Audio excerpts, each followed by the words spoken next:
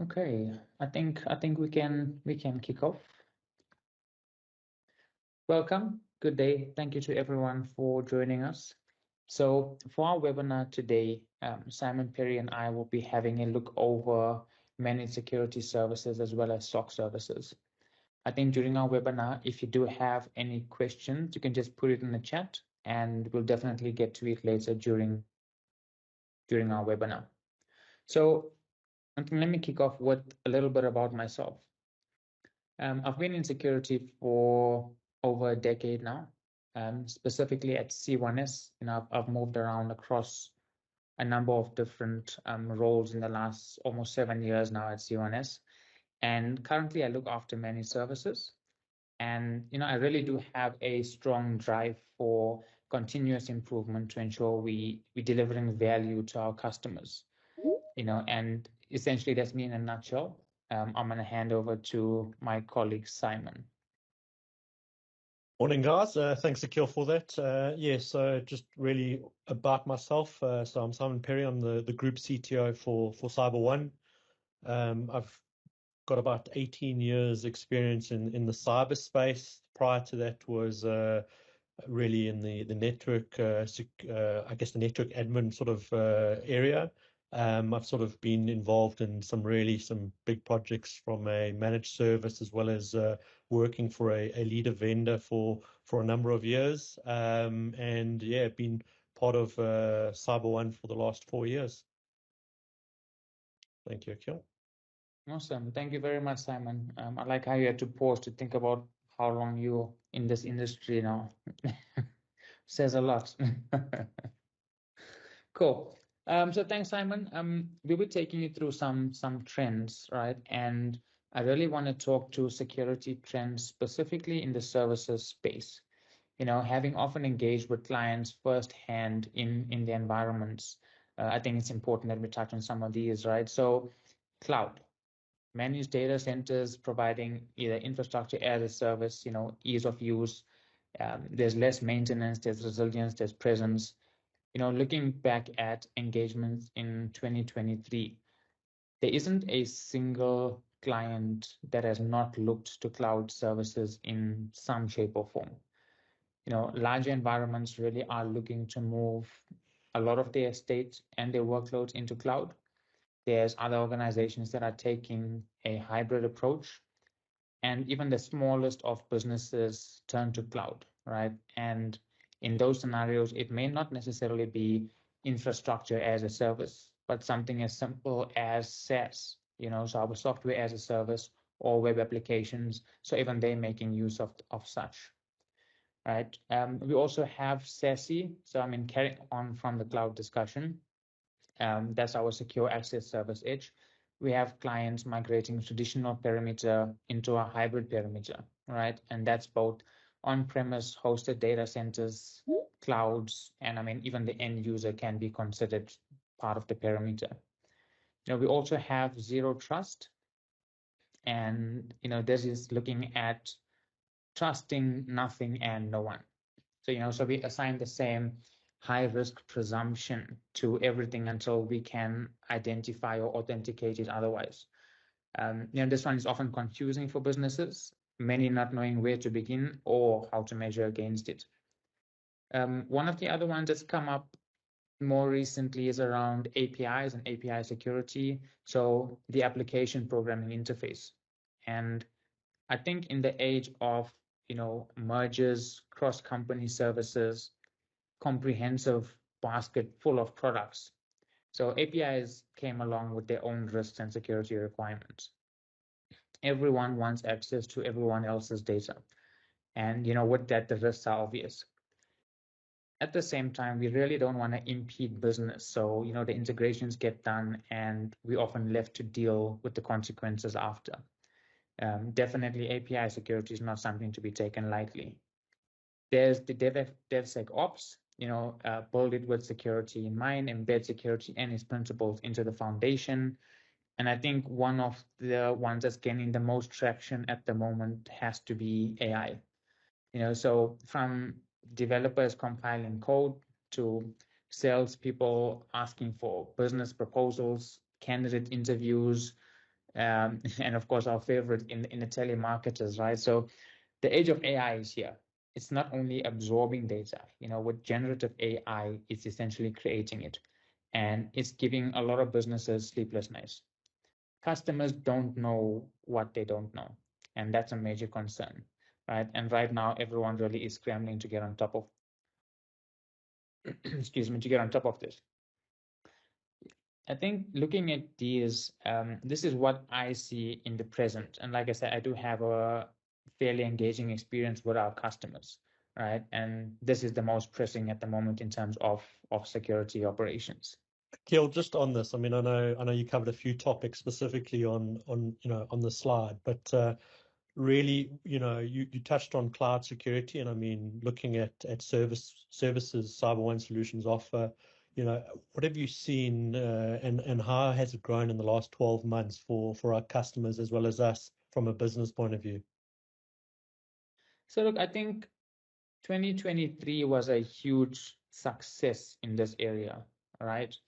There were many large-scale projects that kicked off through the COVID years, that came into production now. And this finally allowed the teams to ease up just that little bit and focus on reducing some of the overlapping systems, right? So we often had hybrid deployments as we engaged in this whole cloud approach, in this migration to cloud. A lot now has been tried and tested. And I think it makes for a comfortable feeling going into additional cloud projects from here. I think as a business, we've definitely seen that requirement grow. We've been asked to get more involved on our customer side.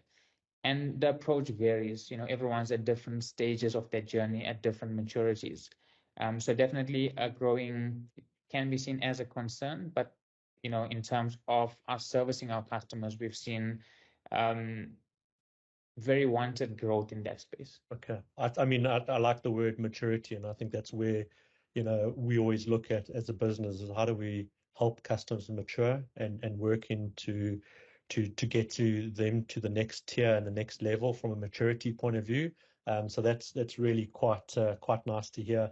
A second question from my side, specifically, we hear a lot of customers and people talking about zero trust. I think last year was probably the main area and sort of word that was thrown out.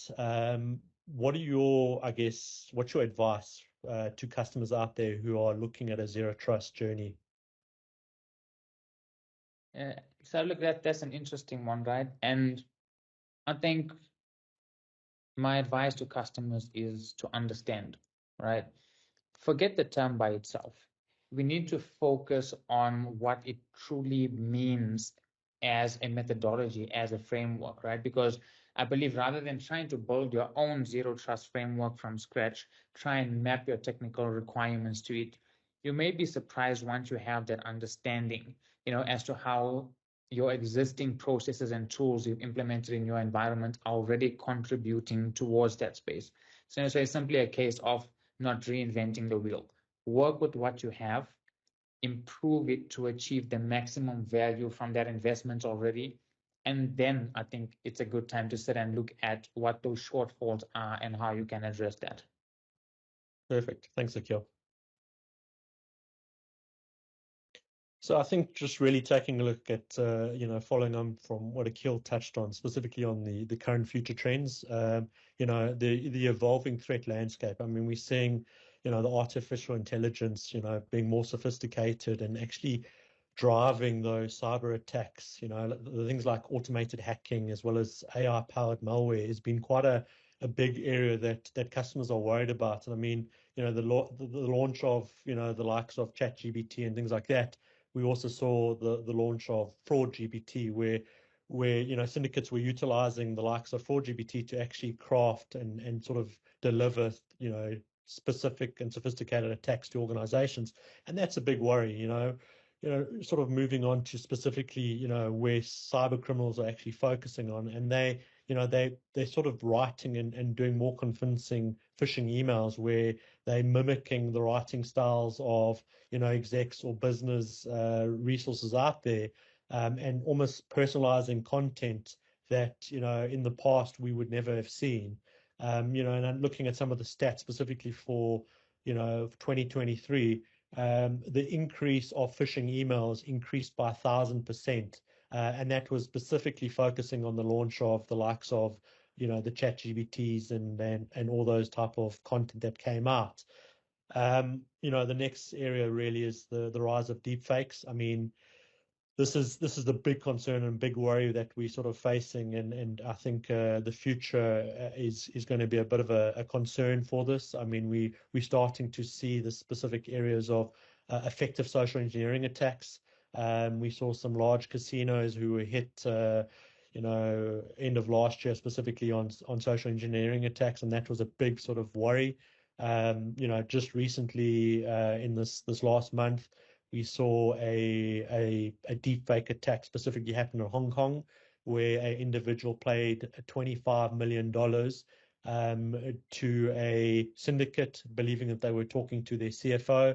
And that was something that was, 10 years ago, we would never have thought that this could happen. So it's something that we need to sort of be wary of. But in saying that, I mean, the defenses are increasing, specifically looking at how AI improves security. This is enhancing, the threat detection and response capabilities from an overall cybersecurity measure, which is key for all of us. And I mean, this is where, we are here to help and assist from that point of view. But then also having a look at the predictive analytics, can we foresee, the new vulnerabilities, the new exploits, the new type of attacks that could be happening? And we're starting to see a lot of our vendors bringing this AI technology from a defense point of view, as well as a monitoring point of view, which is quite key. All right. So look, I mean, fraud GPT, I like that term.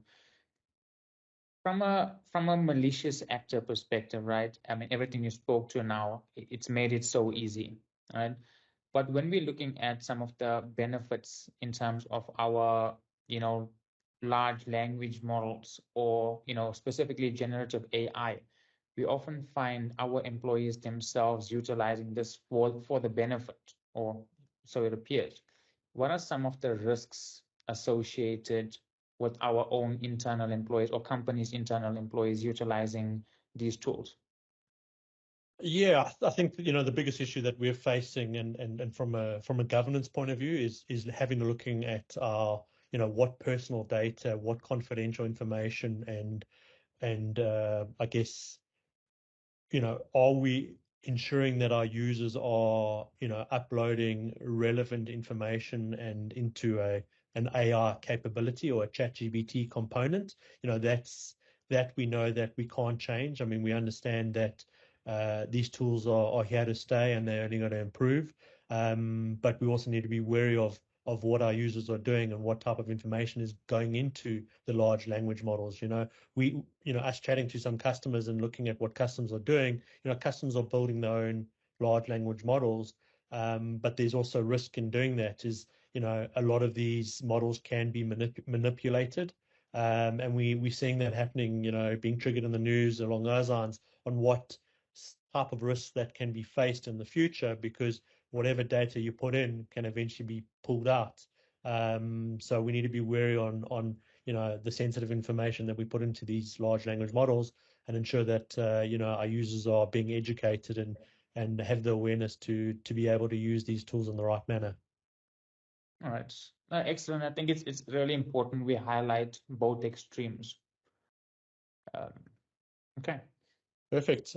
Yeah, so really, I mean, really looking at the slide, I really wanted to talk about where, security operation centers and even network operation centers have sort of come from. And I mean, we all understand, looking at some of the terminologies on the screen, is really the overall picture on that next generation SOC.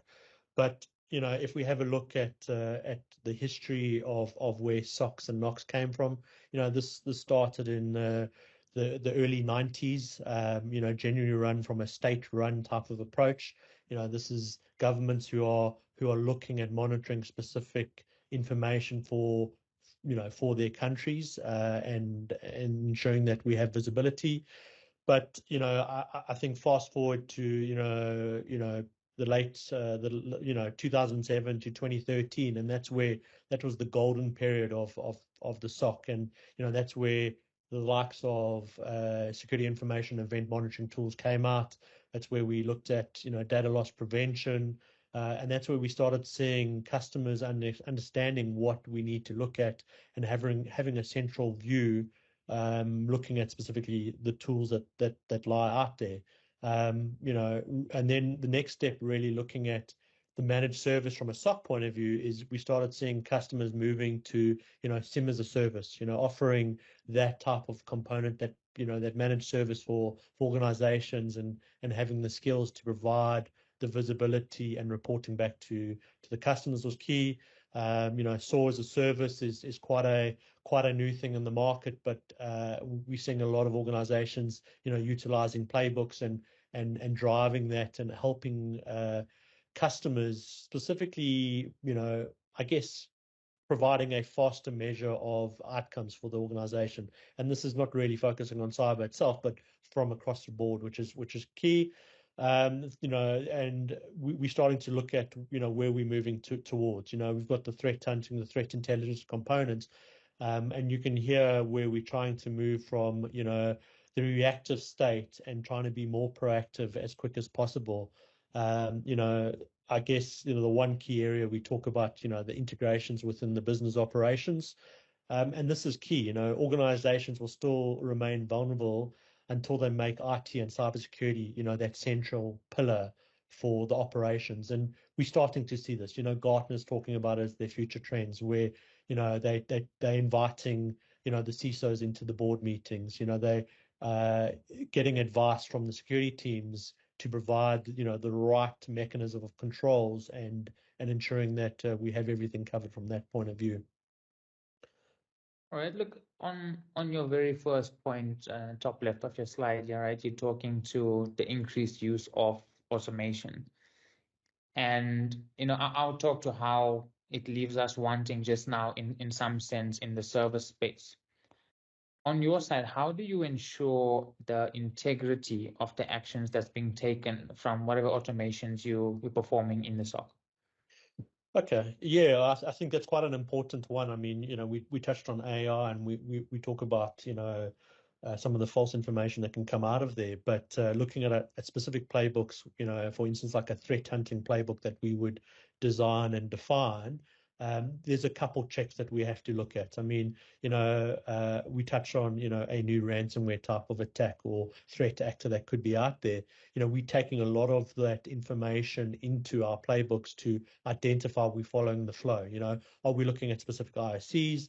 Are we mapping those, maybe the risky IPs? Are we seeing traffic coming from specific locations? We build out that workflow to make sure that, the ticks are in place, and we're not landing up in a position where we're going to, prevent or block, relevant business applications from running. But it's ensuring that the playbooks that are put in are tried and tested, and developed to suit a specific organization. And that's where we're sort of looking at driving. I mean, automation is key for any organization. Oh, lovely. That's quite comprehensive. Thanks, Simon. So, look, I think that is looking at some of the trends, and that is great.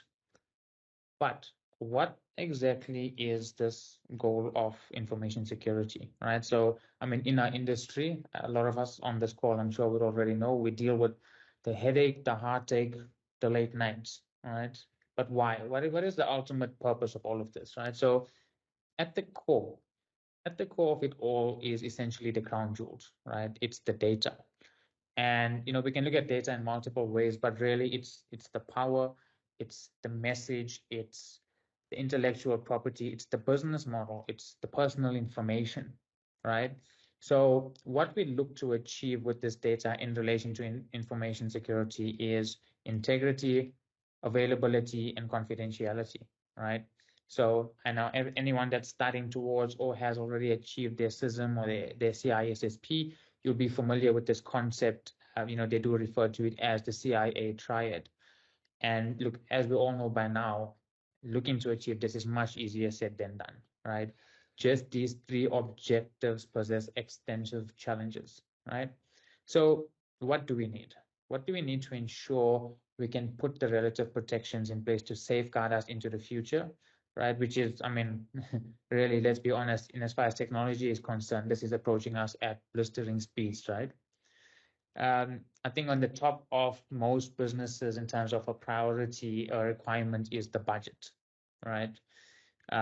Next up, there's the security technologies, right? And the technologies are there to protect the systems that are processing both operational and informational workloads, right? So for anyone in security, you know there's an endless list of these technologies. There's certainly no shortage, right? That's the least of our concerns, I think, when it comes to these requirements. Third on my list is the people, right? So the skills and experience. And I think I think we can definitely agree that knowledge can be obtained, right? But of the greatest concern to any security manager, undoubtedly, is the lack of experience, right? Experience is just that. It is what it is, right? And according to the ISC2 report towards the end of 2023, this number now in terms of a shortfall of skills is sitting around just under 4 million in the cybersecurity domain. All right, so looking at just these requirements sounds simple enough, right? Yet how somehow this always evades us. And we have to look at why. What are some of the challenges that are stopping us or preventing us or delaying us from obtaining this, right?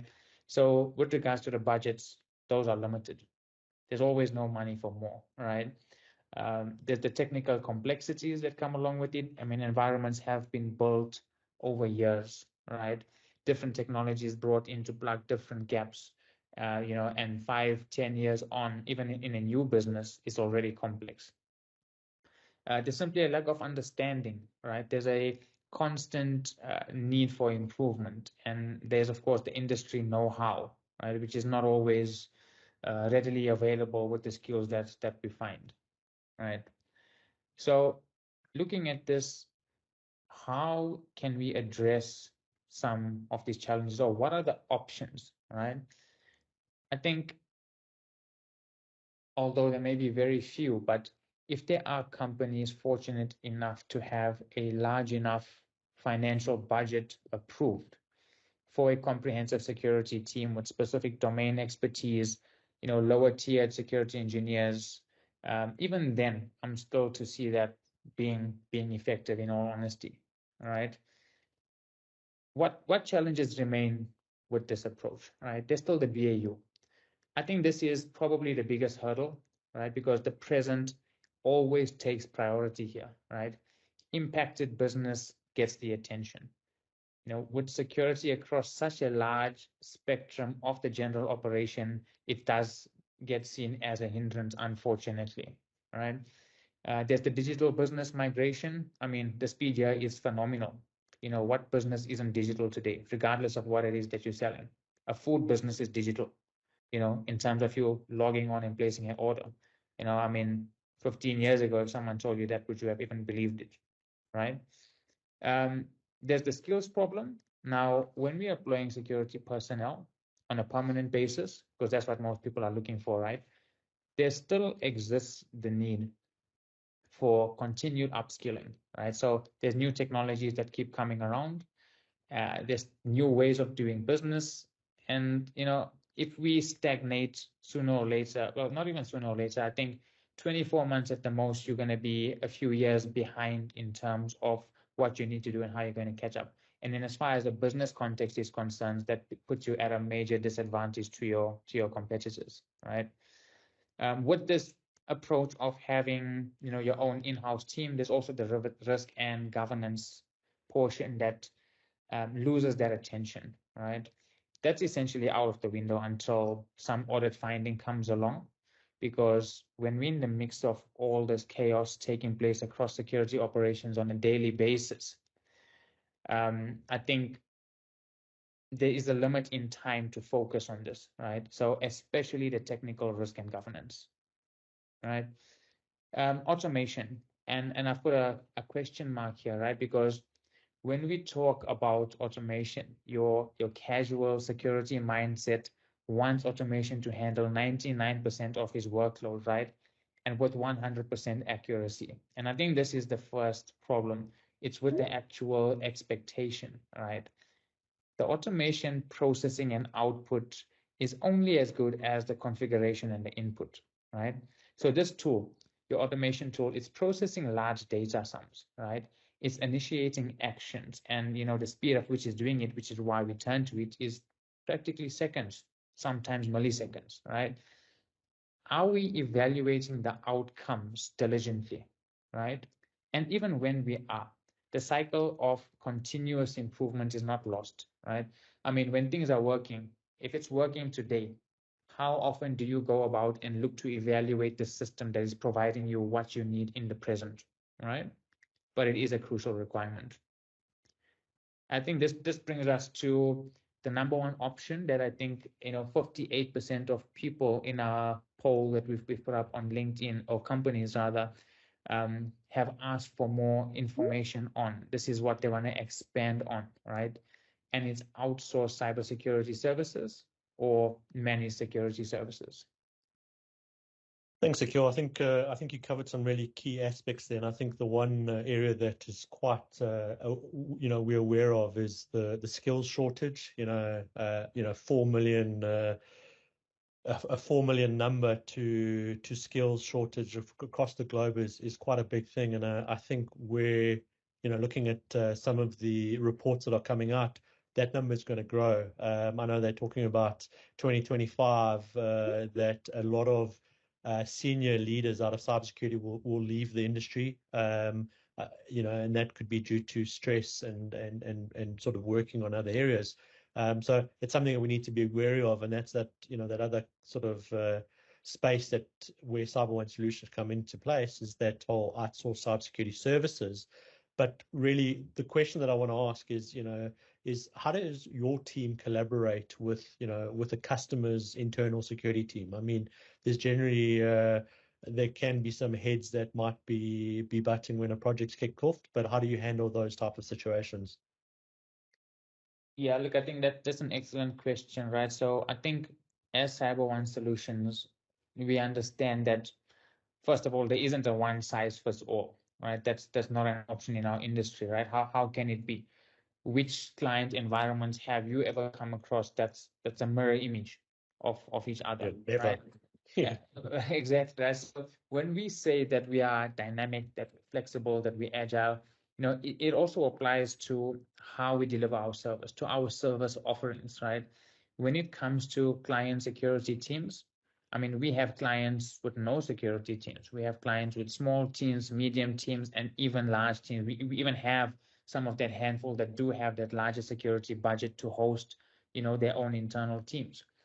And listen, by the way, we've assisted all types of these customers with all types of services, right? So usually what we do is we assess this requirement, right? We assess the existing ability within the customer, with the customer, to understand how they are able to achieve that requirement and what's missing within that space, right? And we essentially come and complement that team. Sometimes it can be long-term, with the full-on managed service, where we act as an extension to that team. Or other times it can be from a professional services aspect where, listen, we have a set outcome. This is what we're looking to achieve. We'll jump in, we'll collaborate with your team, assist you, get you to where you need to be, and then we'll exit your environment, right? What you will find is more often than not, the customers see a lot of value in their engagement, in that there's always something that needs to be done within that space, right? And that leads to a lot of long-term relationships there. Okay, I think what I'm taking from your response is really, our team almost falls into the customer's team as easy as possible, and we become that second arm for the customer. I think really, Simon, that's probably where we operate best, right? Customers that are receptive to that, customers that see us as an extension to their team, we then have access to their systems. We can collaborate accordingly. We understand more of what is going on in the environment. And really, the more information we have, the faster it is we can get to the point and we can deliver value for the customer. So those really are the best engagements. I personally love working with customers like that, and I hope we can get every one of our customers to that point. Fantastic. Thanks, Akeel. Cool. All right, so I want to talk to two use cases, right? So in this specific use case, this is around a customer with an existing managed service, right? And I have kept it high level. So the client requirement here was a kickoff for their cloud journey, right? As I mentioned, in the last few years, it's trending, and in as much as we have clients that are very mature within that space, at this moment in time, there are still some companies that are only just beginning this journey, right? And this is one of those companies. So they required assistance migrating application workloads from hosted data centers to cloud, right? Off the bat, some of the problems that they've experienced trying to do this, right? So already there's insufficient knowledge and time constraints on this migration, right? Because you'll find more often than not, there's some deadline, be it a business, be it software licensing, a product launch, there's always a deadline associated with it, right? Also, the new technology was outside of the existing managed service scope, right? And I put it as a problem statement because generally that is part of the problem within a managed service, right? So when we engage with the customer, when we got involved, ultimately the outcome from here was that we were able to engage the additional domain specific skills, right? So with regards to what we're delivering in a managed service, we usually look for our subject matter experts or engineers skilled within that space. I mean, they're best suited to provide that service, right? But again, we don't expect everyone to know everything, right? I mean, for you to have uh, one person as a subject matter expert on multiple domains, you have to ask yourself, well, what quality of work or what quality of knowledge is really possessed there, right? Um, and it allows us to have simple knowledge sharing between our current managed service that we're delivering, but also with regards to what the client requirement is, right? I think within our service delivery framework, because it's centrally delivered, we have BAU that is run separately and it's not affected when requirements like this come up. We'll assign the necessary project managers and the like if it is a piece of professional services work, and that gets run separately. On the top end, we have insight into both of these activities and we ensure that both get delivered. I mean, essentially with the most value, with the least amount of hiccups, and really with the least impact to business, because we now do have insight into what's happening in the client environment.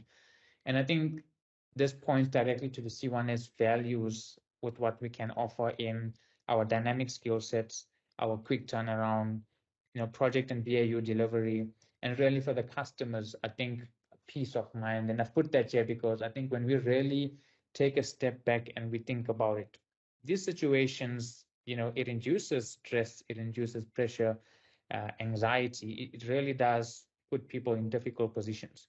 And that is some of what we looking to alleviate when we get involved with our customers, when we assist them with these types of services. The other use case that I've put up here is for a customer with no existing managed service, right?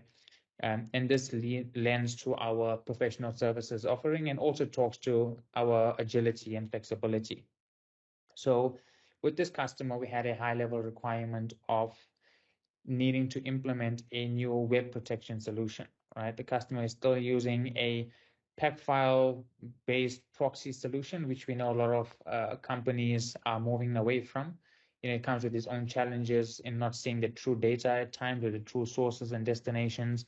But this customer also had a requirement to align it with a zero trust framework, right?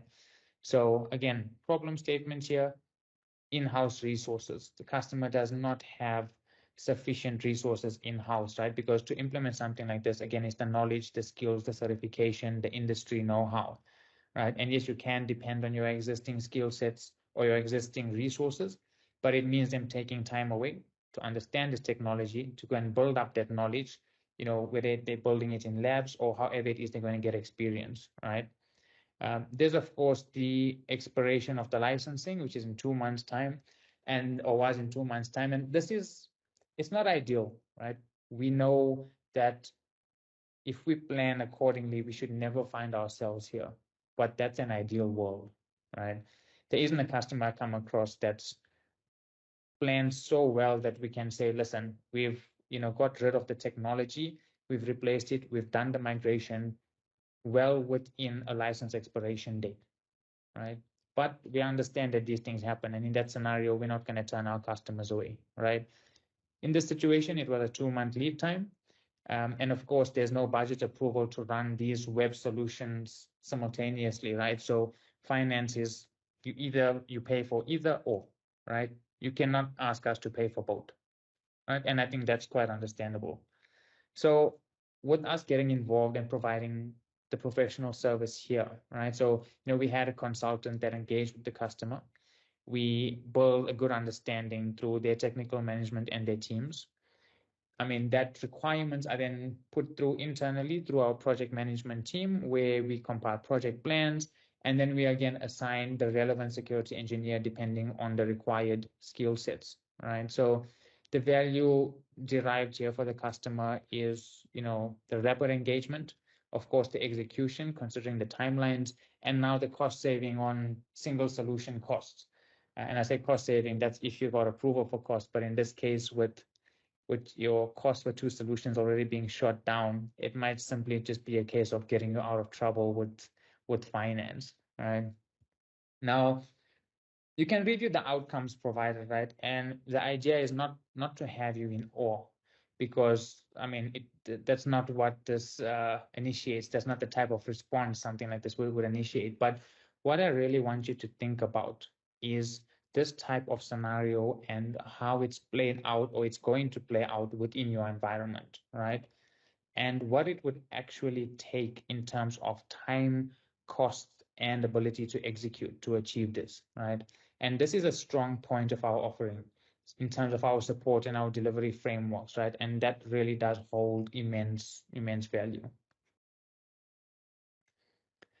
Right, so our managed services. I think with what I've spoken to so far, it's touched on a lot of this. I think the few ones that I will lead into specifically is technical governance consideration, right? So, I've spoken to how with your BAU team or BAU task for your existing teams, that time is not there, right? And is it really within your team's best interest to go back and check whether it is they are doing things in security's best interest, right? And you might say yes, but then I'm going to ask you, have they actually done it?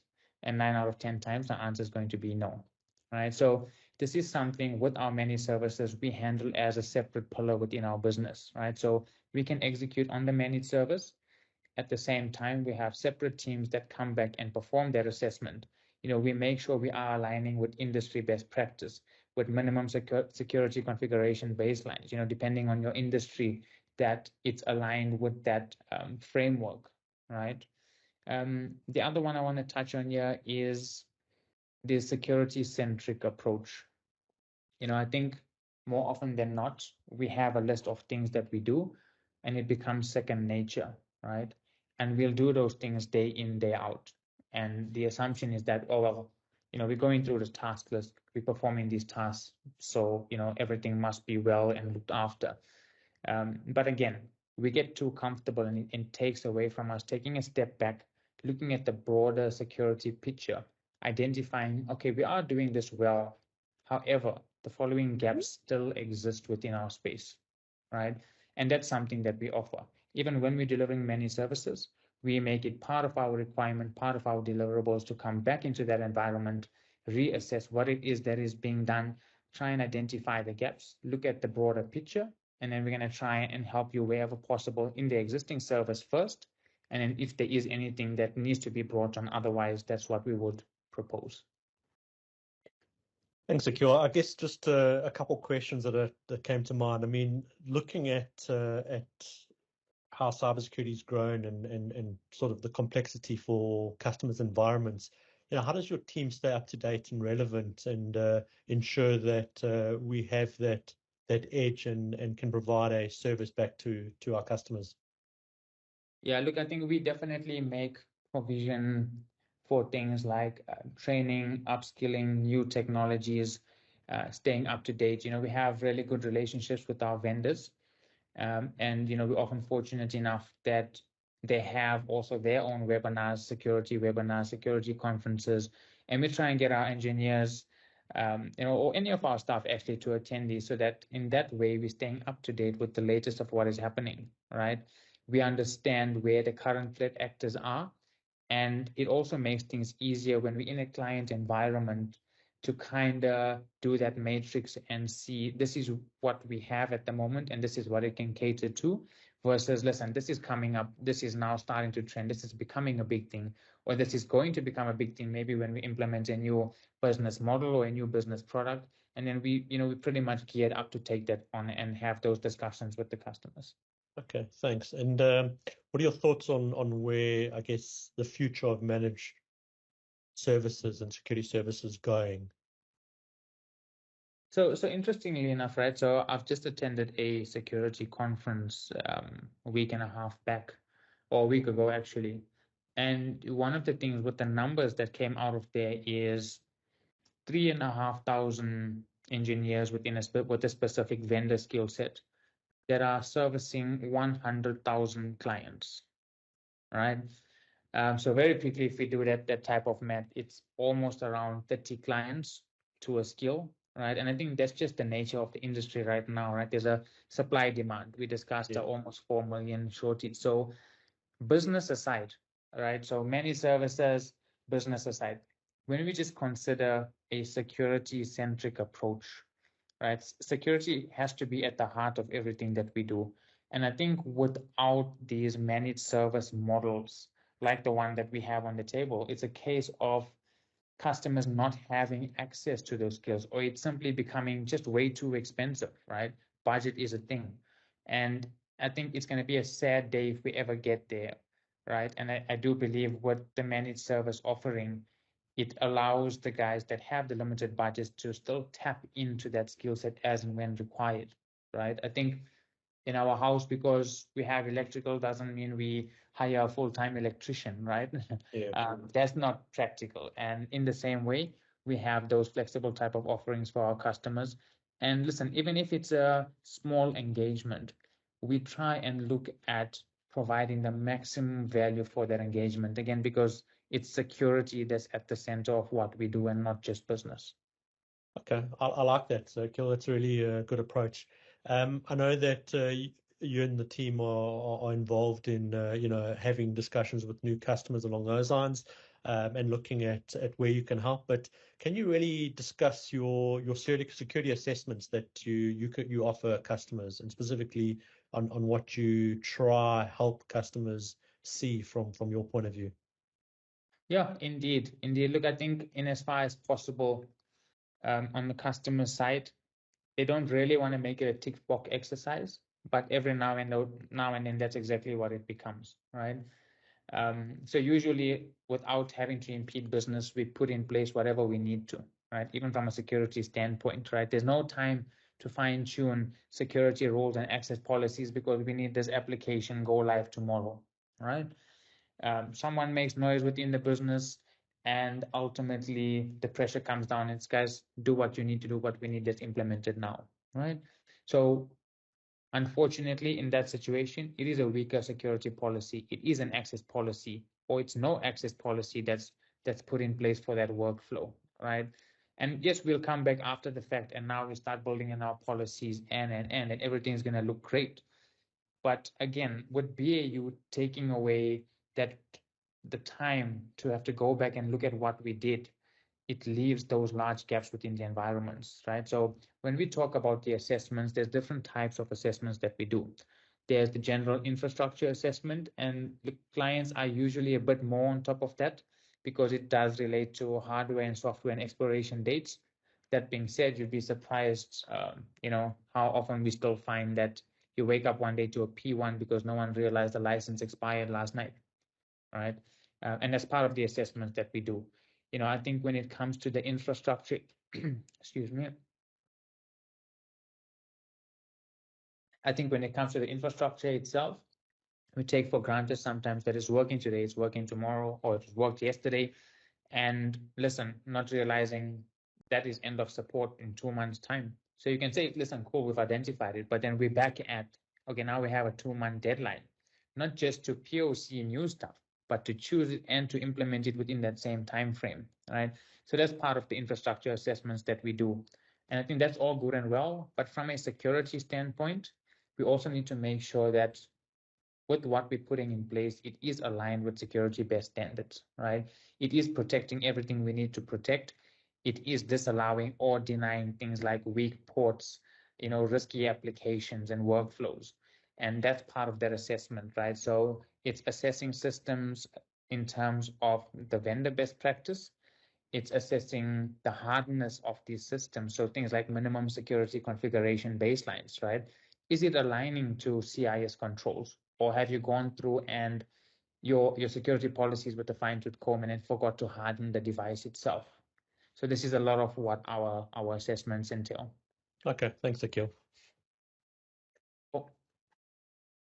Yeah, so I mean, just really taking on what Akeel sort of touched on. I mean, how does the tailored security solutions from a managed service and a SOC come together? I mean, there's multiple technologies and solutions that need to be integrated, and this is where we as a business, we look at that whole multi-tenant solution. So are we able to manage multiple clients? Do we have a central platform, a central view? Are we able to report across different environments? That is something that is key. And we know that, organizations may have invested in technologies, but they don't have the skills. And this is where where we want to help along those lines, looking at, like the orchestration and the automation point of view is really how do we customize those security sort of playbooks? How do we sort of provide the response for a solution and streamline those processes and reducing that time to detect, and that is key, is how quickly can we remediate an issue that could be happening. And this is, where it comes to the SOC as well as a managed service partner is, skills can sit in two different teams. I might have I've got a threat hunter that sits in the SOC, but I might start seeing activity that could be happening on a network device as a firewall where I need things to be changed, and that's where Akeel's team would come into place and make those changes and add that expertise, and that's very key. The flexibility is an area that we need to sort of be sure that we can scale. Do we have technologies that we can onboard customers, offboard customers as quickly as possible? Is something that is very important for organizations and as well as ourselves, because we know that customers are looking for at a cost. What is customers' budget, and the good thing from an MSP pricing and option is it's that whole month to month.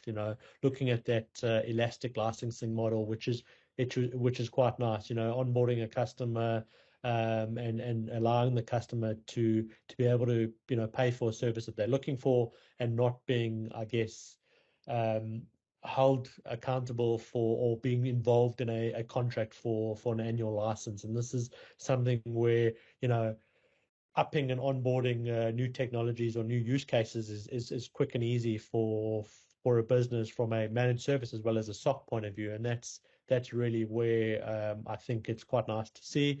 The cloud-based services. I mean, this is something that utilizing cloud security sort of providers as well as being scalable is quite nice and easy for us to spin up a tenant and get a customer onboarded as quickly as possible.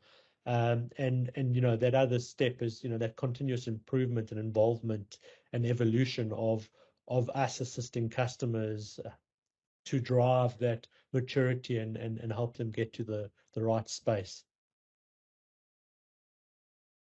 Awesome. Thank you very much, Simon. Yeah, so I mean, really, touching and following on from the previous topic is the synergy of managed service and SOC as a service. That integration of expertise from SOC as managed services, as I touched on. SOC as a service really focuses on the monitoring, the threat detection, the incident response, as well as the compliance management. But we also have the capability of, like I said, bringing in the in-depth cybersecurity expertise from, Akeel's team to assist on, complex projects along those lines, or even a complex incident, which is quite nice to see, that collaboration come together. Both teams work very well together, and this is where we want to sort of ensure that the service we deliver is, up to that standard. We want to move away from, being proactive, moving away from reactive and focusing on being proactive. And this is where we're going to provide that, threat hunting, real-time monitoring, which is very key. And this really helps the managed services to also understand where, that and complements specifically the reactive and maintenance nature of traditional MSP services. We're there to blend those services and ensure that the customers are seeing the right output from the business. I touched on scalability and flexibility. Both MSPs and SOC as a service offer scalable services, that grow with the business. Businesses are changing. We're seeing a lot of organizations, merging, acquisitions, and things like that. And, we need to make sure that we're flexible and agile enough to onboard a customer or onboard a number of other users that could have that visibility. So, that's an area that we sort of touch on. Improved incident response. I mean, the combination of MSPs and SOC as a service, that's where security incidents occur. And, with efficient response mechanisms and, talking about the playbooks and things like that, we can provide, we can quickly identify and mitigate threats, as well as provide the remediation steps and ensure that this doesn't happen again. Awesome. Thanks, Simon. So just in the interest of time, I don't want to be respectful of everyone's time. I know we have a few more slides. Yeah. I'm going to skip the next two slides, hop onto the third one, if that's fine with you. Perfect.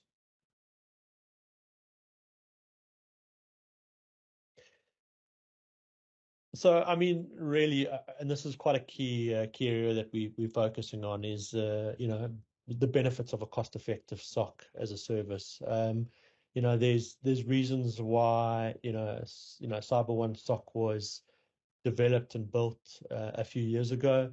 Looking at the market and looking at specifically the existing providers that we came across. I spoke about really, where the history of SOCs come from. We're seeing a lot of I guess providers saying they're SOC as a service, but they might be offering just the monitoring capability from a SIM as a service. So how do we sort of provide the right technologies? We want to be able to utilize those advanced technologies to process, monitor, detect, and respond to cyber threats in real time.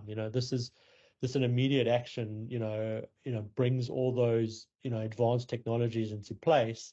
But there's a cost to it. I mean, looking at some of the technologies that we run in our SOC, they're leaders for a reason. And we understand that customers, investing in their own SOC can be costly. And, we want to be, there to show the benefits on how we can actually, be cost saving for customers.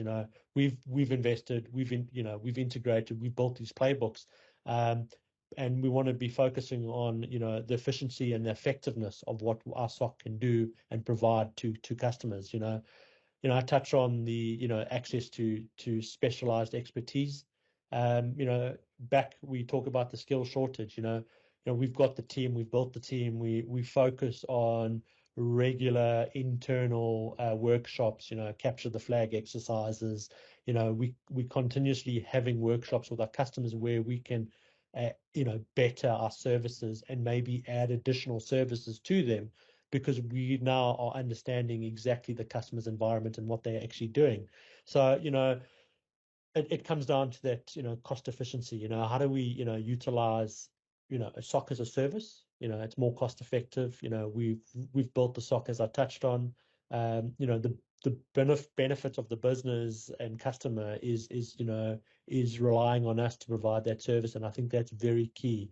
And really sort of touching on the better risk management. I mean, the continuous monitoring and that proactive threat hunting is key for organizations, where customers, technical team are going home at night, who's watching the environment, who's watching the incidents that could be occurring when nobody's at and in front of the screens. And that's where we are. We're a 24/7 SOC for a reason, and we want to focus on some of those key areas.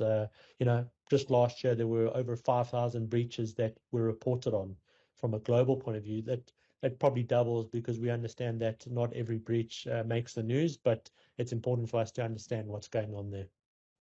Awesome. Thanks, Simon. So Simon, I think we're gonna move along. I'm gonna give you a minute on this one, and then we can just close off with some. Yeah. So I mean, really taking a look at the business as a whole.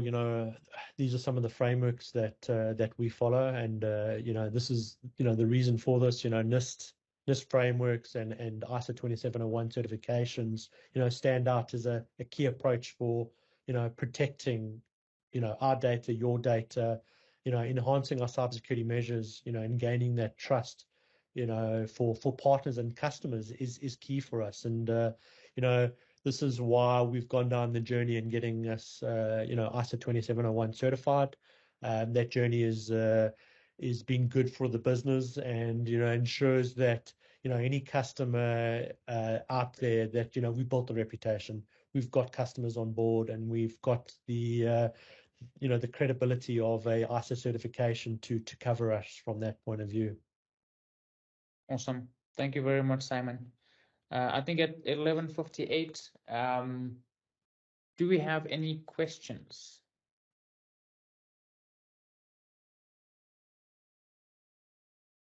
Yes, I see Johan.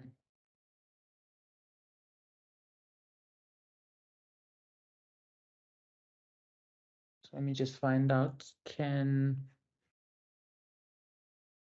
our questions in the chat? Yeah. Okay. Thank you. My mic is on now. So Yeah. who audits you? Who audits us from a Governance and framework, external, yes. Yes, I mean, if you look at specifically our ISO certification, we had to be audited by an external party. So that certification is governed from the ISO, I guess, business side of things. So we had to go through all the checks and balances from that point of view. I don't know if is that the question that you're sort of looking at? Do you do a periodically penetration test from a third party on your company? Yes, we have to. So if you take a look at some of the requirements that are needed from an ISO standard, we have regular checks and balances that we have to go through. It has to be done. And those results and white papers are available? Yeah, I mean, we would be happy to have a conversation and discussion, offline. So, I don't want to be sharing some of the information, but happy to have a discussion and really show us some of the reports that have been done from an audit point of view. Okay, good. Thank you. You're welcome.